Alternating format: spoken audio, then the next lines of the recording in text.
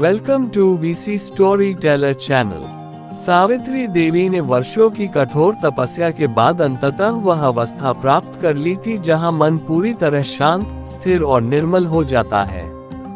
अगर ये चैनल आपको अच्छा लगे तो प्लीज लाइक और सब्सक्राइब करें। उनका जीवन त्याग, धैर्य और आत्मबल का प्रतीक बन चुका था। जंगल, एकांत और साधना ही उनका संसार था। उन्होंने कभी किसी से कुछ मांगा नहीं, न ही अपने कष्टों का वर्णन किया। जो मिला उसे ईश्वर की इच्छा मानकर स्वीकार किया और जो नहीं मिला उसे भी उसी भाव से त्याग दिया।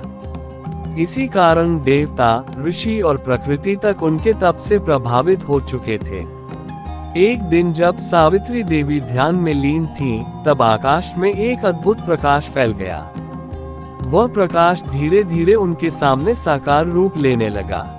वीडियो अच्छी लगे तो प्लीज लाइक और सब्सक्राइब करें। देवताओं ने देखा कि सावित्री देवी का तप पूर्ण हो चुका है और अब उनके संकल्प को वरदान द्वारा सार्थक करना आवश्यक है। सावित्री देवी ने जैसे ही नेत्र खोले, उन्होंने अपने सामने दिव्य तेज से युक्त देवस्वरूप को खड़ा पाया। उनके मुख पर करुणा थी और दृष्टि में अपार स्नेह।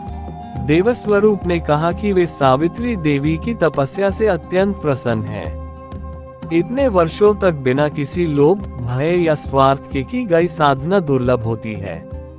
उन्होंने कहा कि ऐसा आत्मसंयम और श्रद्धा बहुत कम लोगों में देखने को मिलती है, इसलिए वे उन्हें वरदान देना चाहते हैं।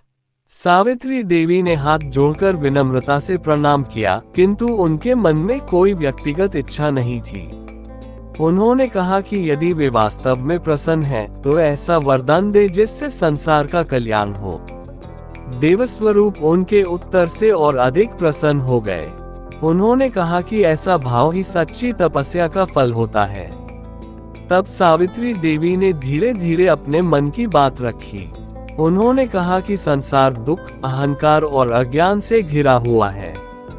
लोग बाहरी सुखों के पीछे भागते हैं और भीतर की शांति खो बैठते हैं। यदि कोई ऐसा मार्ग हो जिससे मनुष्य अपने भीतर झांक सके, अपने अहंकार को त्याग सके और करुणा को अपना सके, तो वही उनका सबसे बड़ा वरदान होगा।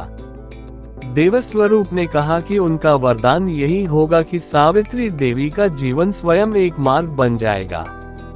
उनके शब्द, उनका आचरण और उनका उदाहरण आने वाली पीढ़ियों को ये सिखाएगा कि सच्ची साधना भीतर होती है। जो भी श्रद्धा और विश्वास के साथ उनके जीवन से प्रेरणा लेगा, उसके जीवन में विवेक, धैर्य और करुणा का संचार होगा। वीडियो अच्छी लगे तो प्लीज लाइक और कमेंट करें। उनके नाम से जुड़ी कथा लोगों को ये याद दिलाएगी कि स्त्री केवल सहनशील नहीं, बल्कि अपार आत्मबल की प्रतीक भी है।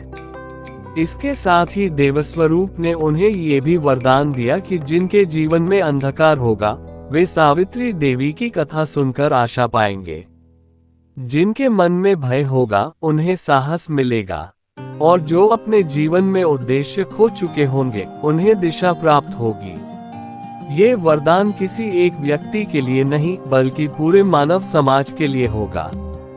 देवस्वरूप के अंतर्धान होते ही वह दिव्य प्रकाश भी धीरे धीरे विलीन हो गया। सावित्री देवी फिर से ध्यान में बैठ गईं, किंतु अब उनके हृदय में गहरी शांति थी। उन्हें किसी चमत्कार की प्रतीक्षा नहीं थी, क्योंकि वे जानती थीं कि सच्चा चमत्कार मनुष्य के भीतर होता है।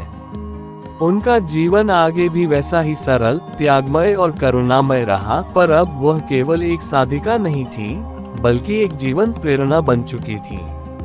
उनके वरदान का प्रभाव समय के साथ फैलता गया और उनकी कथा युगों तक लोगों को ये सिखाती रही कि जब मनुष्य निस्वार्थ भाव से साधना करता है, तो ईश्वर स्वयं उसके जीवन को वरदान बना देता है। अगर ये चैनल आपको अच्छा लगे तो प्लीज लाइक और सब्सक्राइब करें।